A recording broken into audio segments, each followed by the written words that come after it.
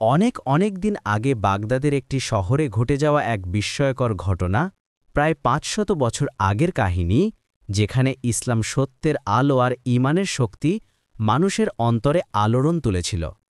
সেই শহরে ছিল এক হিন্দু পরিবারের কন্যা, যার নাম রাখা হয়েছিল অমৃতা। সে ছিল অপরূপ সুন্দরী, শিক্ষায় ও শিষ্টাচারে পরিবারের সবার প্রিয়। কিন্তু মূর্তিপূজা, অন্ধবিশ্বাস আর বহুদেবতার উপাসনায় তার মন কোনোদিন প্রশান্তি খুঁজে পেত না।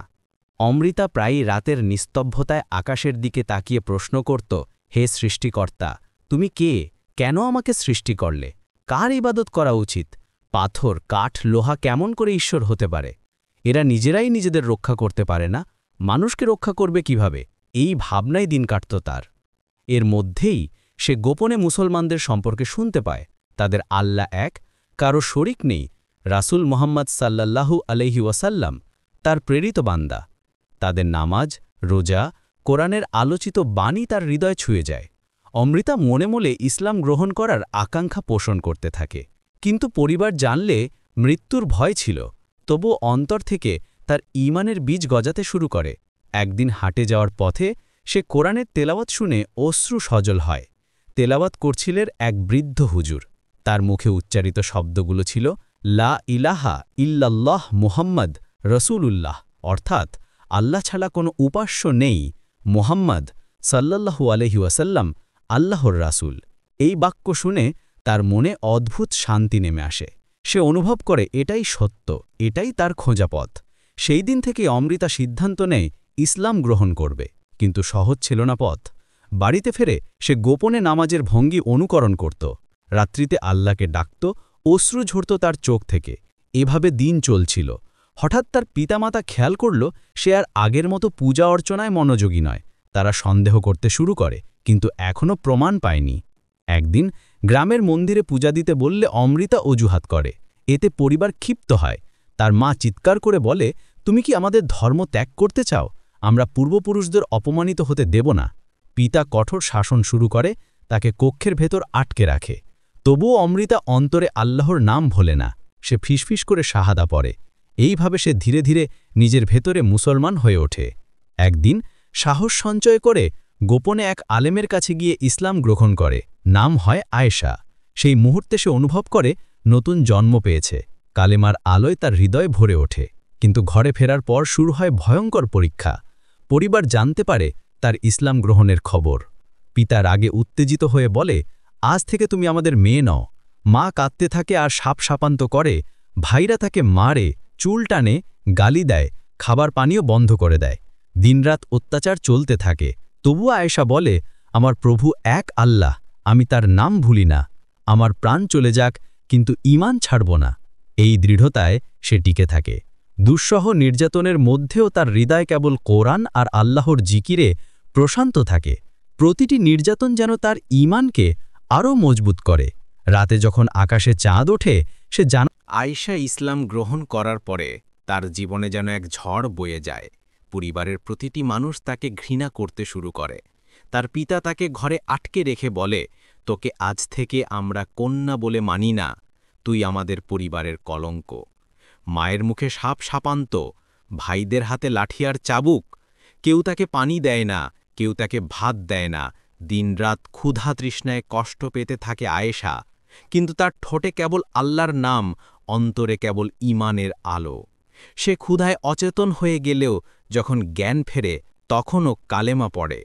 পরিবার মনে করেছিল নির্যাতন সহ্য করতে না পেরে সে ইসলাম ছেড়ে দেবে, কিন্তু ফল হলো উল্টো। যত অত্যাচার তত তার ঈমান দৃঢ় হতে থাকে। দিন দিন তার মুখে প্রশান্তির ছাপ ফুটে ওঠে। আল্লাহর রহমতে সে ধৈর্যশীল হয়ে ওঠে। একদিন ভাই তাকে চুল ধরে টেনে মন্দিরে নিয়ে যেতে চাইল, জোর করে আবার দেবতার সামনে বসাতে চাইল। আয়েশা চিৎকার করে বলল, আমি আর মূর্তির পূজা করব না, আমি শুধু আল্লাহর বান্দি। আমার রব আসমান জমিনের মালিক, তিনি ছাড়া কারো ইবাদত করব না। এ কথা শুনে পিতা অগ্নিশর্মা হয়ে ওঠে। সে বলে, আজ তোকে হত্যা করব, তোকে জীবিত রাখব না। তখন মা কেঁদে ফেলে, প্রতিবেশীরা জড়ো হয়, সবাই বলে, এই মেয়েটা পাগল হয়ে গেছে, ওকে শাস্তি দাও। পরিবার তাকে দড়ি দিয়ে বেঁধে রাখল, রাতভর বেঁধে রেখে দিল অন্ধকার ঘরে। তবুও আয়েশা অশ্রুসিক্ত চোখে নামাজ পড়ল, সিজদায় কেঁদে বলল, হে আল্লাহ, তুমি জানো আমার অবস্থা, তুমি আমার রক্ষক, তুমি আমাকে ছাড়া মুক্তি দেবে কেউ নেই।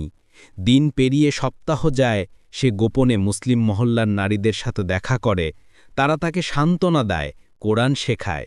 আয়েশা প্রতিটি আয়াত শুনে কাঁদে, যেন তার অন্তরের অন্ধকার দূর হয়ে যায়। পরিবার যখন জানতে পারে সে মুসলিমদের সাথে দেখা করছে, তখনও আবার মারধর শুরু করে। কিন্তু আয়েশা বলে, যতই আমাকে কষ্ট দাও, আমি আল্লাহকে ভুলি না, আমি তার দিন ছাড়ব না। এ দৃশ্য দেখে কিছু মানুষ মুগ্ধ হয়, বলে সত্যি মেয়েটা আল্লাহর জন্য কষ্ট সহ্য করছে। একদিন শহরের মসজিদে গোপনে উপস্থিত হয়ে আয়েশা প্রকাশ্যে সবার সামনে শাহাদা পাঠ করে। সবাই তাকিয়ে দেখে এক হিন্দু কন্যা কত দৃঢ়ভাবে ঈমান গ্রহণ করছে। মুসলমানরা তাকে বোন হিসেবে গ্রহণ করে, নামাজ শেখায়, সূরা শেখায়। আয়েশা প্রতিদিন রাতভর তেলাওয়াত করে। পিতা যখন খবর পায় সে প্রকাশ্যে মুসলমান হয়েছে, তখন ক্রোধে ফেটে পড়ে, বলে আমাদের সম্মান মাটিতে মিশে গেছে, আমরা কিভাবে মাথা উঁচু করে চলব। সে আয়েশাকে হত্যা করার পরিকল্পনা করে, কিন্তু আল্লাহর কুদরতে পরিকল্পনা ব্যর্থ হয়। একদিন আয়েশা এত মারধর খেয়ে অচেতন হয়ে যায়। মুসলমানরা খবর পেয়ে তাকে নিয়ে যায়, চিকিৎসা করে, যত্ন নেয়। ধীরে ধীরে আয়েশা সুস্থ হয়। মুসলিম মহল্লার মানুষ তার ধৈর্য দেখে বিস্মিত হয়। সবাই বলে এই মেয়ে। আয়েশার জীবন তখন সম্পূর্ণ বদলে গিয়েছিল। সে মুসলিম সমাজের কাছে পরিচিত হয়ে উঠেছিল এক সাহসী মেয়ে হিসাবে, যে ইসলাম গ্রহণ করে পরিবার, আত্মীয়স্বজন, এমনকি নিজের পিতামাতার ভয়ঙ্কর নির্যাতন সহ্য করেছে, কিন্তু এক সেকেন্ডের জন্য আল্লাহর নাম ভোলেনি। বাগদাদের আলেমোলেমারা তাকে দেখে বিস্মিত হতেন, বলতেন, এই মেয়ে ঈমানের আলোয় আলোকিত। এর ধৈর্য সাহাবাদের কাহিনী মনে করিয়ে দেয়। মুসলিম নারীরা তার সাথে বসে কোরআন পড়ত, তাকে সূরা মুখস্থ করাত। আয়েশা প্রতিদিন ভোরে উঠে নামাজ পড়ত, দীর্ঘ সিজদায় কাঁদত, তার অশ্রু বিছানা ভিজিয়ে দিত। আল্লাহর প্রেমে তার হৃদয় এতটাই পাগল হয়ে গিয়েছিল যে চারপাশের সব কষ্ট তাকে আর কষ্ট মনে হতো না, কারণ সে জানত আল্লাহ ছাড়া কেউ নেই, তার দিন ছাড়া কোনো মুক্তি নেই। এর মধ্যেই মুসলিম সমাজের এক যুবক, নাম তার আব্দুল্লাহ, একজন শিক্ষিত ও পরেজগার ছেলে, কোরআন ও হাদিসের জ্ঞান রাখে। ছোট থেকে আলেমেদের সান্নিধ্যে বেড়ে উঠেছে। আয়েশার সাহসিকতার গল্প শুনে সে মুগ্ধ হয়, ভাবে, এ মেয়েটি যদি আমার সহধর্মিণী হয় তবে আমার জীবন ধন্য হবে, তার ঈমান আমার ঘরকে নূরের আলোয় ভরে দেবে। সে আলেমেদের কাছে পরামর্শ চায়। আলেমরা বলে, এই বিবাহ হলে দুজনের দিন শক্তিশালী হবে। আয়েশা কষ্টের জীবন কাটিয়েছে, এখন তার প্রয়োজন একটি নিরাপদ আশ্রয়। তাই আলেমরা উভয় পরিবারের অভিভাবক হয়ে এ নেক বিয়ের আয়োজন করে। আয়েশা প্রথমে ভয় পায়, ভাবে যদি আবার বিপদ আসে, কিন্তু পরে বুঝতে পারে এটি আল্লাহর রহমত। বিয়ের দিনে মুসলমানরা আনন্দ করে। তারা বলে, আজ আল্লাহর দিন বিজয় লাভ করল। এক হিন্দু পরিবারের কন্যা আজ মুসলিম সমাজের গর্ব। আয়েশা সাদা পোশাকে মাথায় ওড়না দিয়ে কোরআনের আয়াত শুনতে শুনতে আব্দুল্লাহর সাথে বিবাহ বন্ধনে আবদ্ধ হয়। আব্দুল্লাহ তাকে বলে, আমি তোমার ধৈর্যের কথা শুনেছি, আমি প্রতিজ্ঞা করছি তোমাকে কখনো কষ্ট দেব না, তোমার ঈমানই আমার জন্য সবচেয়ে বড় সম্পদ। আয়েশার চোখে অশ্রু নামে। সে ভাবে, আল্লাহ সত্যিই দয়ালু, তিনি আমাকে এত কষ্টের পর শান্তির জীবনে নিয়ে এলেন। বিয়ের পর তাদের সংসার শুরু হয়। তারা একসাথে নামাজ পড়ে, একসাথে কোরআন পড়ে। দারিদ্র্য থাকলেও ঘরে শান্তি থাকে, কারণ ঘরের প্রতিটি কোণে আল্লাহর নাম ধ্বনিত হয়। দিন যায়, মাস যায়। কিছুদিন পর আয়েশার গর্ভে সন্তান আসে। পুরো সমাজ আনন্দিত হয়। সবাই দোয়া করে যেন সন্তান দ্বীনের খেদমত করে, আল্লাহর জন্য জীবন উৎসর্গ করে। অবশেষে সেই দিন আসে, আয়েশা এক পুত্র সন্তানের জন্ম দেয়। নাম রাখা হয় ইউসুফ, নবী ইউসুফ আলাহের নাম অনুসারে, কারণ সে হবে সৌন্দর্য ও জ্ঞানের আলোয় ভরপুর। আয়েশা সন্তানের কানে আজান দেয়, বলে, এই সন্তান আল্লাহর বান্দা। ছোটবেলা থেকেই ইউসুফের শিক্ষা শুরু হয় কোরআনের অক্ষর দিয়ে। আব্দুল্লাহ তাকে ছোট থেকে মসজিদে নিয়ে যায়, আলেমেদের সান্নিধ্যে রাখে। ইউসুফ ছোটবেলাতেই কোরআন মুখস্থ করে ফেলে, মানুষের সাথে মিষ্টি ব্যবহার করে। অল্প বয়সে জ্ঞান অর্জনে তার আগ্রহ দেখে সবাই বিস্মিত হয়। তারা বলে, এ সন্তান বড় হয়ে একজন আলেম হবে। আয়েশা সন্তানের প্রতি দোয়া করে, বলে, হে আল্লাহ, তুমি আমার সন্তানকে তোমার দ্বীনের খাদেম করো, তাকে হক ও সত্যের পথে রাখো, যেন সে মানুষের জন্য রহমত হয়। সময়ের পরিক্রমায় ইউসুফ বড় হতে থাকে। তার জ্ঞান, তার আচার আচরণ মানুষকে আকৃষ্ট করে। সে তরুণ বয়সী ইউসুফ তখন যুবক হয়ে উঠেছে। তার তিলাওয়াত শুনে মানুষ কেঁদে ফেলে। তার কথায় মানুষের অন্তর নরম হয়ে যায়। আলেম ও মুরব্বীরা তাকে দেখে বলেন, এ যুবক কেবল একজন আলেম নয়, এ হবে যুগের এক পথপ্রদর্শক। একদিন বাগদাদের বড় মসজিদে ওয়াজ করার সময় হাজার হাজার মানুষ ভিড় করল। ইউসুফ বলল, হে মানুষ, আল্লাহ ছাড়া কারো ইবাদত নেই। তোমাদের রব এক, তিনি কারো শরিক নন। মানুষ তার কণ্ঠে এমন এক নূর অনুভব করল যে অনেক অমুসলিমও ইসলাম গ্রহণ করল।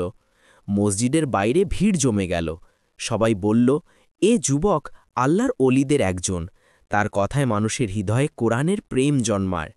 এভাবেই ধীরে ধীরে সে বড় আলেম হয়ে উঠল। মানুষ তাকে পীর সাহেব বলে ডাকতে শুরু করল। তার দরবারে হাজার হাজার মুরিদ আসতে লাগল। দূর দেশ থেকে মানুষ তার কাছে সমস্যা নিয়ে আসত। কেউ অসুস্থ হলে কোরআনের আয়াত পড়ে ফু দিত, মানুষ শিফা পেত। কেউ দুঃখ নিয়ে এলে কোরআনের আলোয় সান্ত্বনা পেত। এভাবে সে আল্লাহর দ্বীন প্রচার করতে লাগল। ইউসুফ সবসময় বলতো, আমার মা আয়েশা আমার জন্য সবচেয়ে বড় দোয়া করেছেন। তার ধৈর্যের ফলেই আমি আজ এখানে। যদি তিনি কষ্টের মধ্যেও ইসলাম আঁকড়ে না ধরতেন, তবে আমি জন্মাতাম না, আমি এ দায়িত্ব পালন করতে পারতাম না। একথা শুনে আয়েশার চোখ ভিজে যায়। সে আল্লাহকে শুকরিয়া জানায়, বলে, হে আল্লাহ, তুমি আমাকে পরীক্ষা দিয়েছিলে, আমি সহ্য করেছি। আর তুমি আমাকে পুরস্কার দিলে এমন সন্তান দিয়ে যে তোমার দ্বীন প্রচারে জীবন কাটাচ্ছে। আব্দুল্লাহও খুশি হন। তিনি বলেন, আমার স্ত্রীর ধৈর্য আর আমার সন্তানের আলেম হওয়াই আমার জীবনের সবচেয়ে বড় সম্পদ। দিন দিন ইউসুফের খ্যাতি ছড়াতে থাকে। দূর দেশ থেকে শিক্ষার্থীরা তার কাছে পড়তে আসে। তার লেখা কিতাব দূর দেশে পৌঁছে যায়। তার খেদমত মানুষের জীবন বদলে দেয়। তিনি শুধু একজন আলেমই নন, একজন পীর, মানুষের অন্তরে ঈমানের শিকড় গেঁথে দেওয়া এক মহান ব্যক্তিত্বে পরিণত হন। তার খলিফারা ইসলাম প্রচার করে বিভিন্ন দেশে ছড়িয়ে পড়ে। আয়েশা প্রতিদিন তার সন্তানের জন্য দোয়া করে। যখন সে বুড়ি হয়ে যায়, তখনও নামাজ ও কোরআনের সাথে লেগে থাকে। মৃত্যুর সময় সে হাসি মুখে কালেমা পড়ে ইন্তেকাল করে। তার জানাজায় হাজারো মানুষ অংশ নেয়। সবাই কাঁদে আর বলে, এ সেই নারী যে হিন্দু পরিবার থেকে ইসলাম গ্রহণ করে দুনিয়ার সব কষ্ট সহ্য করেছে, কিন্তু এক মুহূর্তের জন্য আল্লাহকে ভোলেনি। আর আল্লাহ তাকে পুরস্কার দিয়েছেন এক এমন সন্তান দিয়ে, যিনি যুগের পীর সাহেব হয়েছেন।